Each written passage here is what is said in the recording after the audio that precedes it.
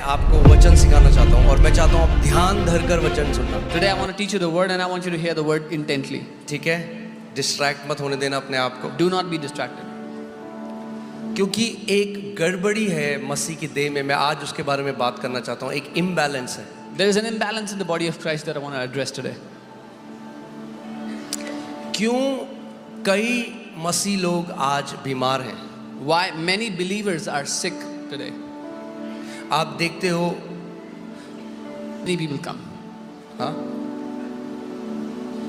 तो क्योंकि सब लोग क्या सोचते हैं कि हम लोग जाएंगे और वहाँ परमेश्वर का दास हमारे सर के ऊपर हाथ रखेगा और हम चंगे हो जाएंगे। Because what most people think is we'll go to a healing service, the man of God will lay hands on our head and we'll be healed. और परमेश्वर ऐसा करता है, And God does that. मगर But ये परमेश्वर की सिद्ध इच्छा नहीं है आपके लिए। this is not God's perfect will for you.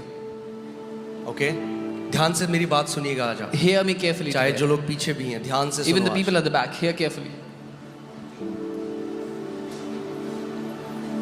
क्या होता है कि जब हजारों लोग किसी मीटिंग में जाते हैं, हीलिंग मीटिंग में जाते हैं, What happens when thousands of people come to a healing meeting?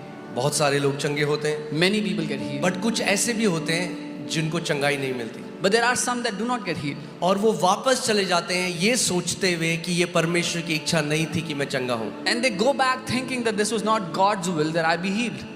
अगर होती तो इतने लोग जब चंगे हो रहे थे तो मैं भी हो जाता। If it was God's will, when He was healing so many people, He would have healed me also.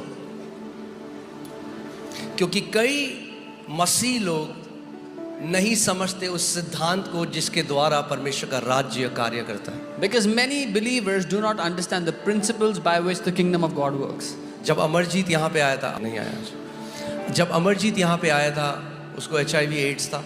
When Amarjit came here, he had HIV. वो ऑलरेडी बहुत सारी हीलिंग मीटिंग में गया था। He had already gone to many healing meetings. फिर उसे किसी ने इस चर्च के बारे में बताया। Then somebody told him about this फिर वो church. यहाँ पे आया। Then he came here.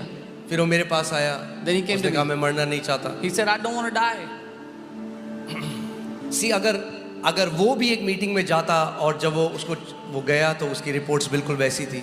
He could have, when he went to a meeting, his reports were the same. वो सोच सकता था कि शायद परमेश्वर की इच्छा नहीं है मुझे चंगा करना, He could have thought that it's not God's will to heal me. और हो सकता है कि वो अपनी बीमारी में रहता और मर जाता। And maybe he would have stayed in his sickness and died even. और ऐसी कई मसीह लोग भी हैं, वो मीटिंग में जाते हैं, अगर कुछ चेंज नहीं हुआ तो वो कहते हैं क्या किया, यीशु मसीह ने तो हमारे लिए कुछ नहीं किया। And that's how many believers are. They go to a meeting, if nothing changes, they say, what has Jesus done for me? इसीलिए मैं आज चाहता हूँ कि आप इस बात को समझ जाओ आज और इस इम्बैलेंस में ना पड़ो। This is why I want you to understand this so you don't get into this imbalance. क्यों ऐसा होता है कि जब हीलिंग सभा होती है तो ज्यादा लोग आते हैं, नॉर्मल संडे को ज्यादा लोग नहीं आते, क्योंकि मसीह लोग वचन का आदर नहीं करते। क्योंकि वो चंगाई को एक टोटके की तरह सोचते हैं, मैं जाऊंगा चंगा हो जाऊंगा फिर अपना जीवन वैसे जीऊंगा।